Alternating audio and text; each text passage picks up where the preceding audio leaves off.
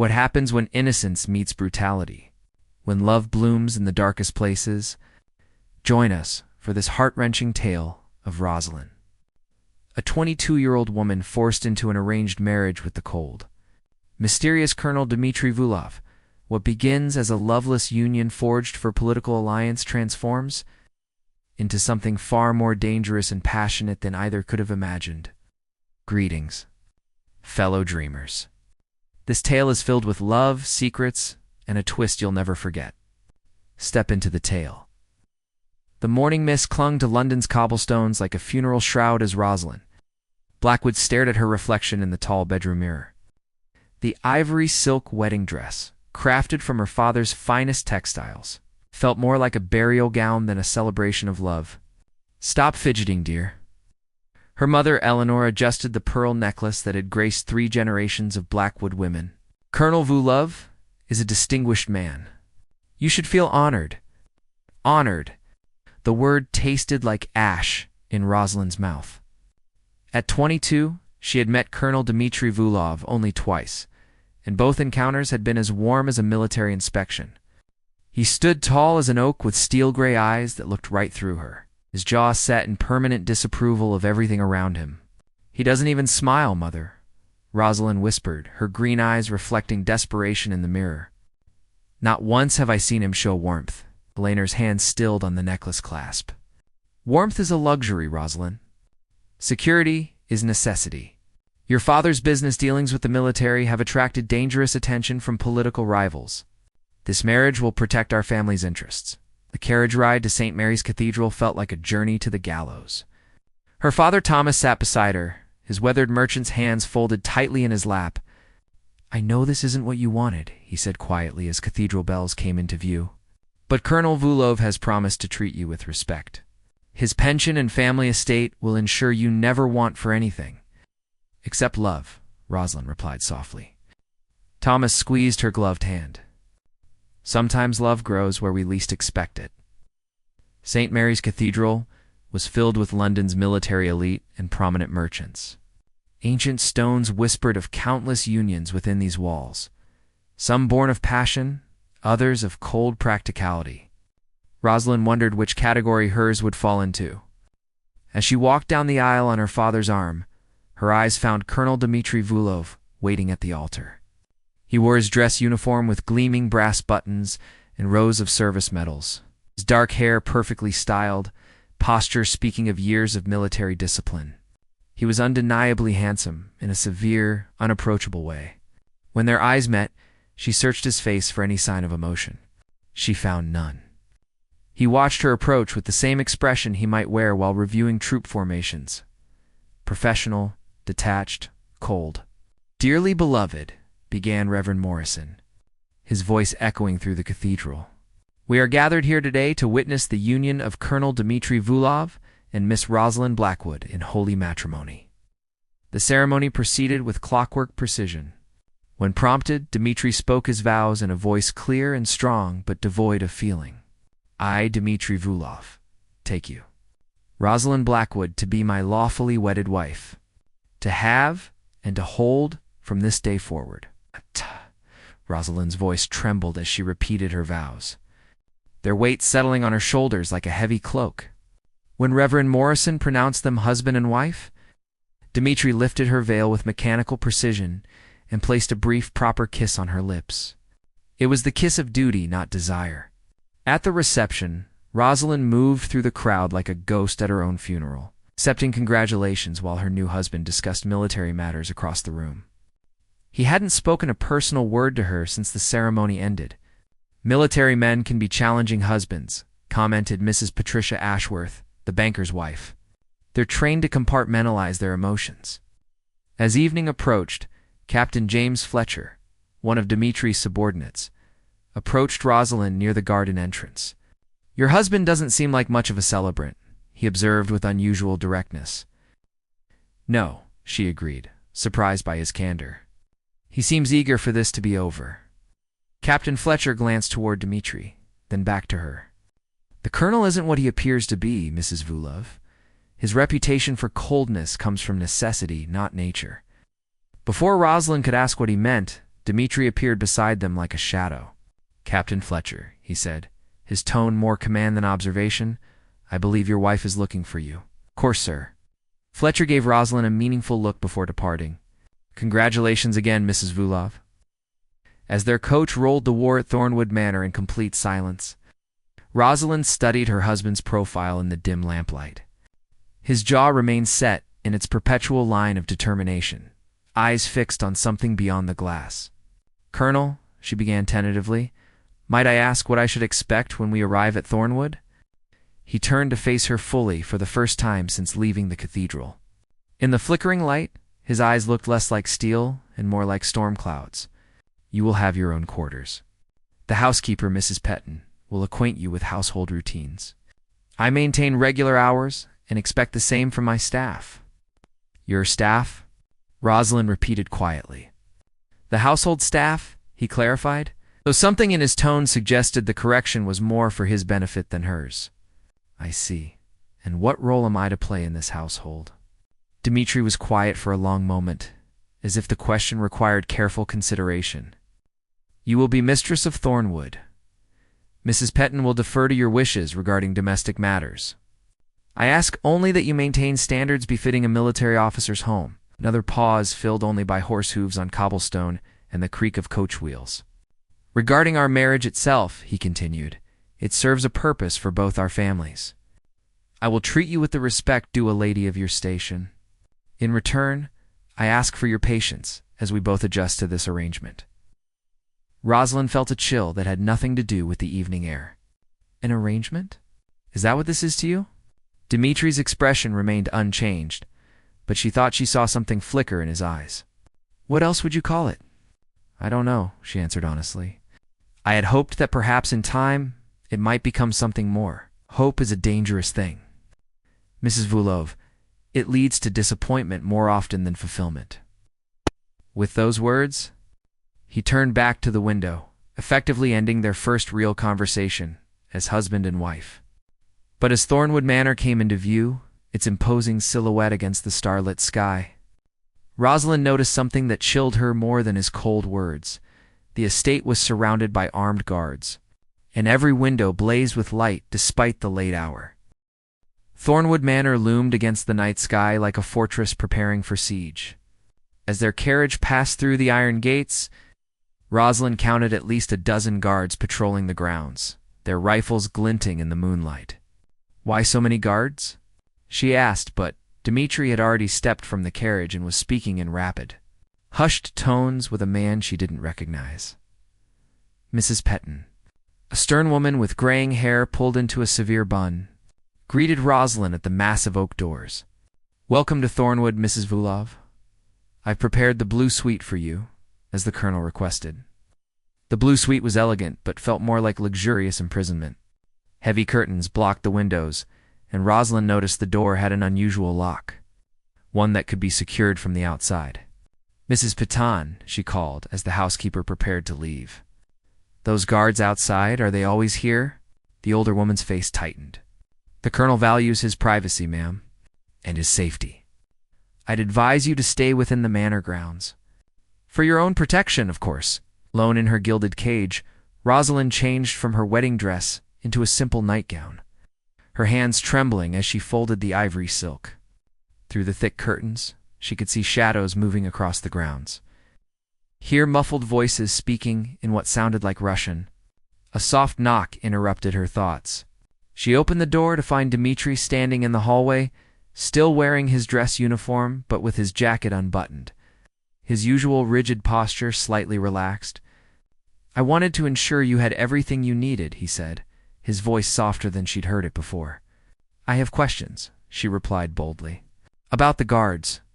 About why this place feels more like a prison than a home." Something shifted in his expression. For a moment, the mask of cold indifference slipped, revealing a flash of what looked like pain. "Come," he said after a long pause. "There's something you should see." He led her through dimly lit corridors lined with military portraits and crossed swords. At the end of a long hallway, he opened a door to reveal his study. Unlike the rest of the manor, this room was Spartan, functional. Maps covered one wall, and a large desk was scattered with correspondence written in multiple languages. "Sit," he said, gesturing to a leather chair. He moved to a cabinet and poured himself a glass of brandy, downing it in one swift motion. "What I'm about to tell you could put your life in danger. But as my wife, you deserve to know." Rosalyn's heart began racing. "What do you mean?" Dmitri turned to face her, and for the first time, she saw genuine emotion in his steel-gray eyes. Fear. "I'm not just a military officer, Rosalyn. I'm a spy. For the past 5 years, I've been providing the British government with information about Russian military movements and political plans. My distinguished service is actually a carefully constructed cover." The room seemed to spin around her. "You're a double agent?" "The Russians suspect someone in their ranks is betraying them. They've been systematically eliminating anyone who could be the leak. 3 of my contacts have been found dead in the past month, all made to look like accidents. And you think they suspect you?" "I know they do." He moved to the window, peering through a gap in the curtains. "Your father's textile business, his contracts with the military, they were the perfect cover. Marrying you gives me a reason to be interested in British commerce and military supplies. It makes me look less like a spy and more like a man building a legitimate future." The weight of his words hit her like a physical blow. "So I'm not just your wife? I'm your cover story." Dmitri turned back to her, and she was shocked to see something that looked almost like regret in his expression. "That was the plan, yes." "Was?" He was quiet for a long moment, studying her face in the lamplight. "You're not what I expected." "What did you expect?" "A spoiled merchant's daughter. Someone shallow, predictable. Someone I could keep at a distance without feeling." He stopped himself, jaw tightening. "Without feeling what?"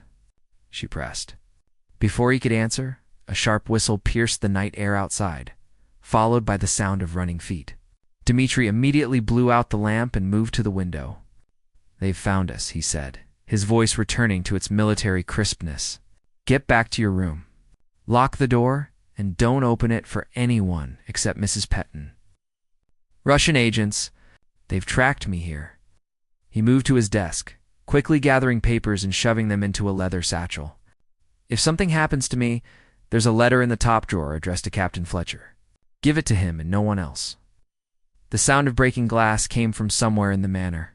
Dmitri grabbed her shoulders, his grip firm but not painful. "Listen to me carefully. If I don't survive this night, you were never part of it. You're an innocent wife who knew nothing about your husband's work. Do you understand?" "Dmitri, do you understand?" he repeated urgently. "Yes, but I don't want to hide. Let me help you." Something extraordinary happened then. For just a moment, Dmitri's mask fell away completely. She saw not the cold colonel or the calculating spy, but a man who was genuinely moved by her offer. "You brave, foolish woman," he said, his voice rough with emotion. "You don't know what you're offering? Then tell me." The sound of footsteps in the corridor outside grew louder.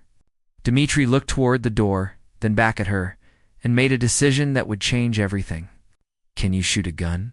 he asked, moving to unlock a cabinet filled with weapons.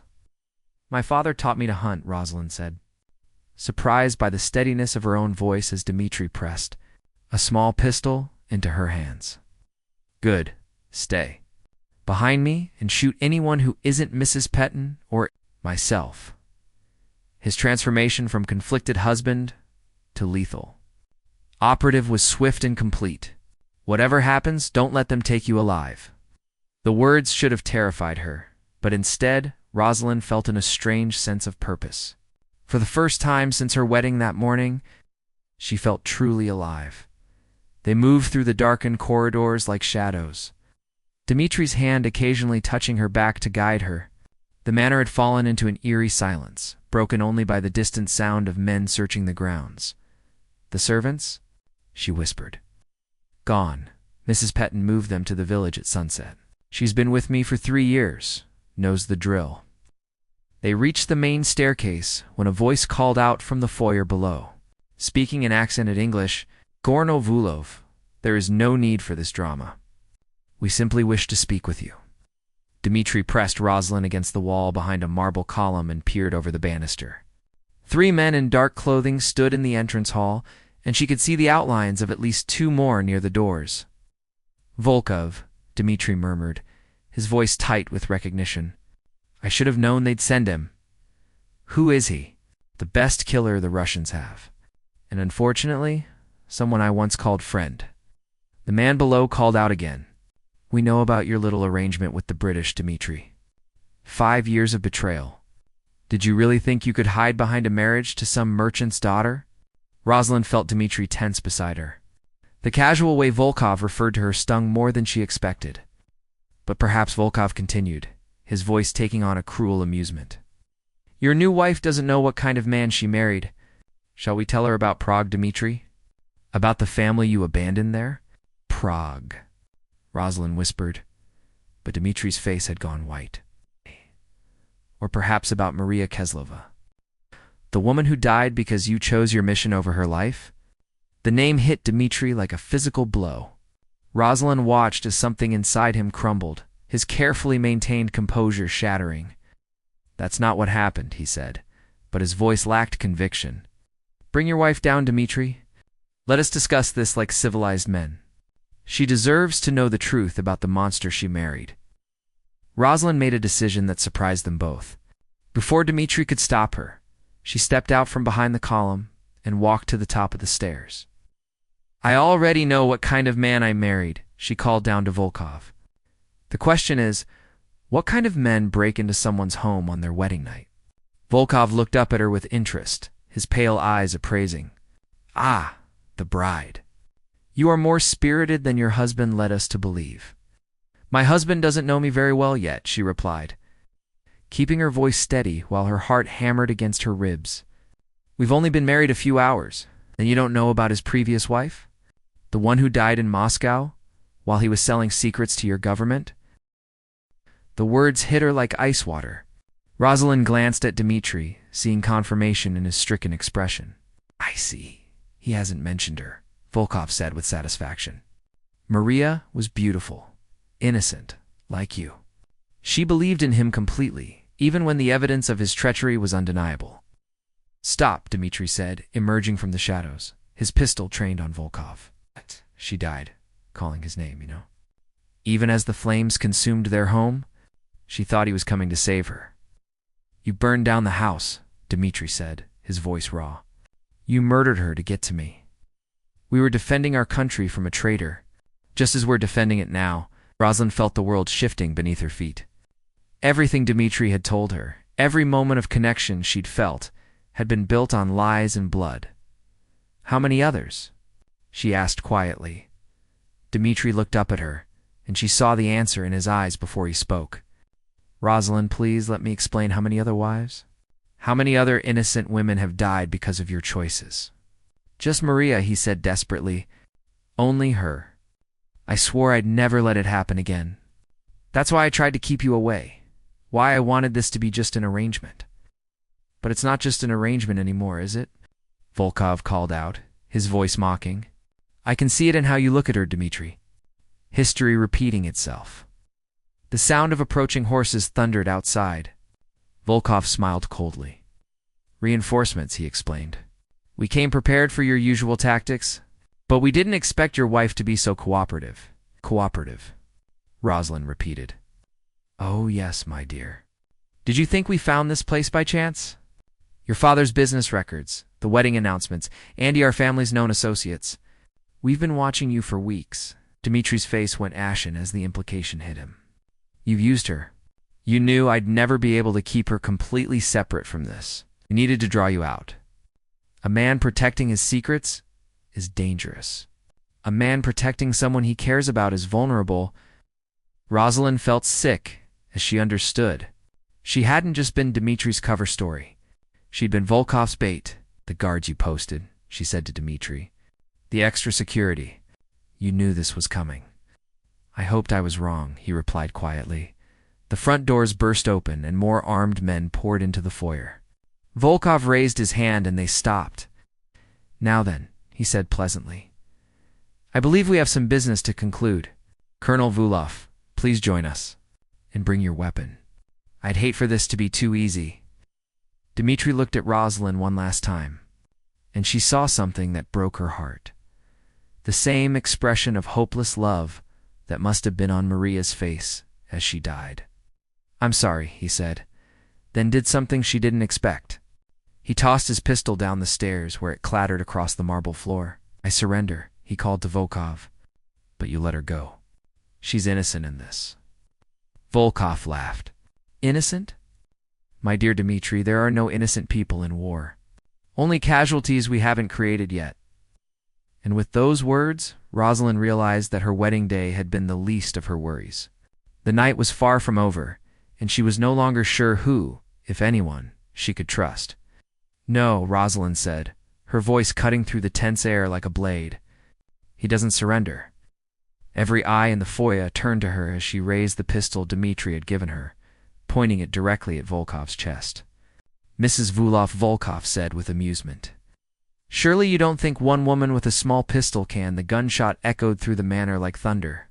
Volkov stumbled backward, clutching his shoulder, his face twisted in shock and rage. "She shot me," he gasped, as if he couldn't believe it. "The little English rose actually shot me." "The next one goes through your heart," Rosalyn said, surprised by her own steadiness. "Tell your men to lower their weapons." "You don't understand what you're doing," Volkov snarled. "You're protecting a man who has betrayed everyone he's ever claimed to love." "Maybe," she replied. "But he's my husband. And this is my home now." Dmitri stared at her in amazement. "Rosalyn, you don't know what this means? If you do this, if you help me, there's no going back. They'll never stop hunting you. I suppose we'd better make sure they don't survive to hunt anyone." The words surprised her as much as they did everyone else. Where had this fierce, lethal woman come from? She'd spent her life reading books and arranging flowers. And now she was threatening trained killers without a tremor in her voice. "Behind you," Dmitri warned sharply. Rosalyn spun and fired at a man trying to flank them from the dining room doorway. Her shot went wide, but it sent him diving for cover. "The weapons cabinet in my study," Dmitri called out, retrieving his discarded pistol. "Can you make it there? Watch me." They moved together up the stairs, Dmitri covering their retreat, while Rosalyn kept her weapon trained on the men below. At the top of the landing, she grabbed his arm. "About Maria," she said urgently. "I need to know." "Did you love her?" "Yes," he replied without hesitation. "But not the way I—" He stopped himself. "Not the way you what?" "Not the way I'm falling in love with you." The admission hung between them like a confession and a curse. Below them, Volkov was shouting orders to his men, his voice tight with pain and fury. "That was either the worst timing in history or the most perfect," Rosalyn said. "Probably both." He reached his study and barricaded the door. Dmitri opened the weapons cabinet while Rosalyn moved to the window. "How many outside?" he asked, handing her a rifle. "At least 6. Maybe more in the trees." She checked the rifle's chamber with practiced ease. "My father didn't just teach me to hunt rabbits." "What else did your father teach you that you haven't mentioned?" "How to pick locks. How to forge documents. How to disappear when necessary." Dmitri stared at her. "What exactly was your father's business?" "Textiles," she said with a small smile. "Among other things." "Did you really think you were the only one in this marriage with secrets?" The revelation hit him like a physical blow. "You're not who you seem either. Thomas Blackwood is my father, yes.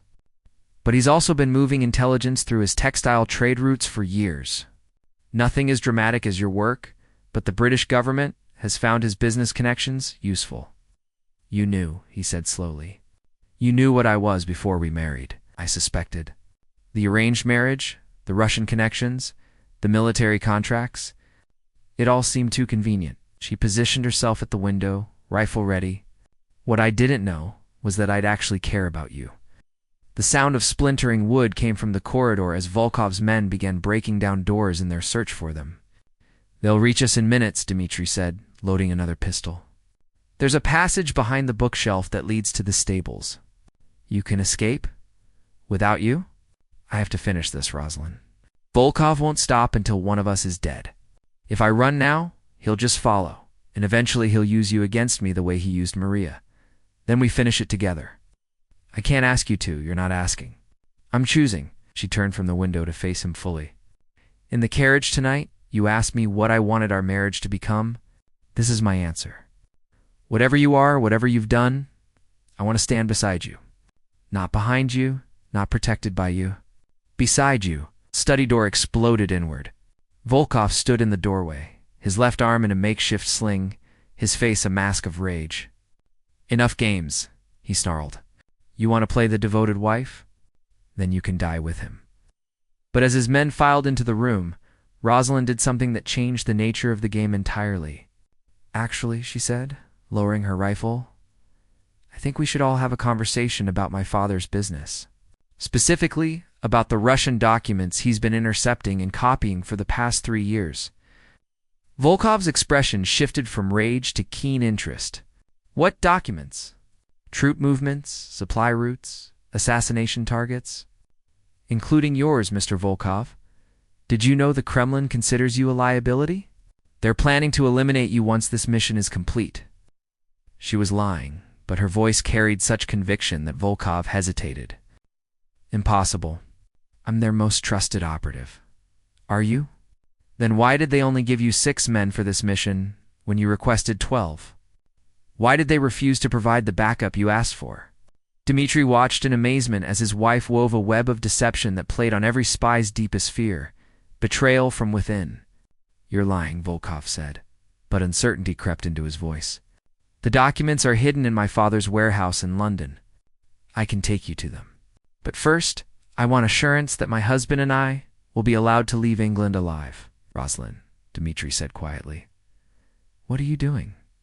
She met his eyes, and he saw a depth of calculation there that both thrilled and terrified him. I'm saving us, she said. Both of us. But as Volkov considered her offer, neither she nor Dmitri noticed the small smile playing at the corner of the Russian's mouth. He had recognized something in her proposal that they had not. He was about to turn the betrayer into the betrayed. Clever girl, Volkov said, his smile cold as winter steel. But you've made one crucial error in your deception. Rosalyn felt ice form in her veins. What error? The documents you mentioned? The ones about Russian troop movements and assassination targets? Volkov stepped closer, his injured arm forgotten in his triumph. They don't exist. But your father's real business does. And we've known about Thomas Blackwood's intelligence network for months. The truth hit her like a physical blow. You didn't come here for Dmitri alone. Oh, we want him dead, certainly. But you, my dear Mrs. Vulov, you're the real prize. The daughter of England's most successful intelligence broker. Do you have any idea how many British agents we can identify through your father's records? How many operations we can compromise? Dmitri stepped protectively in front of Rosalyn, his weapon trained on Volkov. She doesn't know anything about his real work, doesn't she? Volkov's laugh was genuinely amused. She knew enough to forge documents, pick locks, and disappear when necessary. She knew enough to suspect what you were before she married you. Face the truth, Colonel. Your wife is as much a spy as you are, just for a different master. That's not true, Rosalyn said, but even as she spoke, she realized how perfectly she'd been positioned. The arranged marriage, her father's sudden willingness to give her to a Russian officer, the convenient timing of everything. Your father sold you, my dear, not to protect his business, but to place you in the perfect position to gather intelligence on Russian operations in England. You weren't just Dmitri's cover story, you were Britain's. The magnitude of the betrayal was staggering. Her own father had used her as unknowingly as Volkov had used her as bait. No, she whispered. He wouldn't. Ask yourself this, Volkov continued mercilessly. Why did Captain Fletcher approach you at the wedding reception? Why did he say your husband wasn't what he appeared? He was your handler, dear girl. Your father's man tasked with guiding you once you were in position. Dmitri's face had gone pale with understanding. The letter in my desk drawer, the one addressed to Fletcher. You knew about it. I searched your study while you were getting the weapons, Rosalyn admitted, her voice breaking. I read it. You were planning to fake your death and disappear? Without me, to protect you. From what? from discovering that I'm just as trapped in this game as you are? The sound of more men approaching echoed through the corridor. Volkov gestured to his subordinates. Take them both, alive. Moscow will want to interrogate them personally. But as his men moved forward, Rosalyn made a choice that surprised everyone, including herself. She grabbed a lit oil lamp from Dmitri's desk and hurled it against the wall where his maps were displayed. The papers burst into flames, spreading quickly to the wooden paneling. The whole manor is connected to the gas lines, she said calmly, as smoke began to fill the room. My father had it modernized last year as a wedding gift. Cut the wrong pipe, and the entire building becomes a powder keg. You're bluffing, Volkov said, but his men were already backing toward the door as flames licked at the ceiling. Am I? Rosalyn picked up Dmitri's letter opener and walked to where a gas fixture jutted from the wall. Shall we find out? Rosalyn, don't, Dmitri said urgently. If you're wrong about the connections, I'm not wrong. She met his eyes across the smoky room. I helped design the installation. Another one of my father's lessons. The realization of what she was planning hit him like a thunderbolt. You'll kill us all. Better that than letting them torture the locations of every British agent out of us. She pressed the blade against the gas line. Besides, I'm tired of being everyone's pawn. Wait, Volkov said, his composure finally cracking. We can negotiate. Your father's network for your lives. My father made his choices. We'll make ours. She looked at Dmitri one final time. Do you trust me? With my life? Good, because I'm about to ask you to jump out a second-story window. She sliced through the gas line. The hiss of escaping gas filled the air as Dmitri grabbed her hand and pulled her toward the window. Behind them, Volkov was shouting orders to his men, but their words were lost in the roar of spreading flames. Dmitri kicked out the glass and looked down at the ground 2 stories below. This is insane. So is marrying someone you've known for 12 hours, Rosalyn replied, climbing onto the windowsill.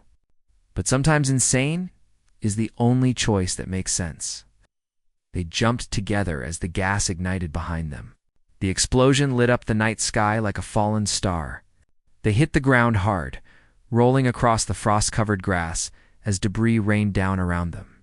When the ringing in their ears subsided, Thornwood Manor was a pillar of fire against the darkness. Volkov, Dmitri asked, pulling himself to his feet and helping Rosalyn stand. Gone, she said, looking at the inferno that had been their home. All of them. They stood in silence for a moment, watching the flames consume everything they had known. Then Dmitri took her hand. What now? He asked. We're both officially dead. No identities, no resources, no allies we can trust. Now we disappear, Rosalyn said. Together. My father taught me more than just espionage. He taught me how to build a new life from nothing. And go where? Somewhere neither British nor Russian intelligence will think to look for us. She smiled, and for the first time since their wedding, it was completely genuine. I hear America is lovely this time of year, as they walked away from the burning manor toward the stables where Dmitri had hidden a carriage and supplies for exactly this contingency. Rosalyn realized something profound had changed between them. The lies were gone, the pretenses burned away as thoroughly as Thornwood itself. Dmitri, she said, as they climbed into the carriage. Yes. When this is over, when we're safe somewhere far from here, I want you to ask me to marry you again. Properly this time. And what will you say? She took his scarred, capable hands in hers and looked into eyes that no longer held any secrets from her. I'll say yes. Not because I have to, not because it serves anyone's purposes, but because I choose you. All of you. The spy, the soldier, the man who loved deeply enough to risk everything for it, even knowing what it might cost. Especially knowing what it might cost. As their carriage disappeared into the London fog, carrying them toward a future built on truth rather than deception, the flames of Thornwood Manor finally began to die.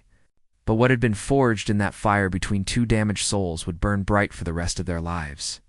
3 months later, a ship's manifest in New York Harbor would list the arrival of Mr. and Mrs. Thomas Davidson, textile merchants from Scotland, seeking to establish trade in the New World. The names were false, but the love between them was the truest thing either had ever known. And in a small church in Boston, on a spring morning when the air smelled of new beginnings, Dmitri Vulov asked Rosalyn Blackwood to marry him again. This time, she said yes, with her whole heart. The end.